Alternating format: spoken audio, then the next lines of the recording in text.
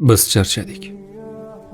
Dunyoning bitmas tuganmas yugur-yugurlaridan, shovqinidan, qalbimizni kirlatgan g'uborlardan charchadik. Va nihoyat o'sha bizni poklaydigan, ruhimizga orom beradigan mehmon ostonada ko'rindi. Ramazon. Bu shunchaki taqvimdagi oy emas. Bu yaralangan qalblarga malham, adashgan yo'llarga nur, yig'lagan ko'zlarga quvonch bo'lib keladigan ilohiy bir fursat. Tasavvur qiling, sahardagi o'sha fayzli sukunat, iftordagi shirin hayajon va jamoat bilan o'qilgan duolar. Bu damlarda biz nafaqat nafsni, balki gina quduratlarni ham tark etamiz. Chunki bu oyda hamma bir-biriga mehribonroq, hamma o'zidan ko'ra o'zgasini ko'proq o'ylaydi.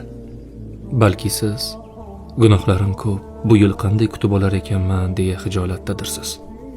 Lekin unutmang, bu oy kechirim izlaganlar uchun ochilgan ochiq eshikdir. Sizni hech kim tushunmaganida ham sizni rad etmaydigan, kel bandam deb kutib turgan mehribon zot bor. Keling, bu galgi Ramazonni shunchaki kutib olmaylik. Uni qalbdan yashaylik. Shunday yashaylikki, u ketayotganda bizni butunlay boshqa, pokiza va baxtli inson sifatida qoldirsin.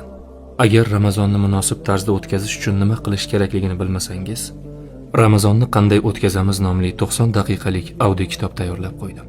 Biodagi havola orqali o'tib, Ramazonni qanday o'tkazamiz audio kitobini olishingiz mumkin.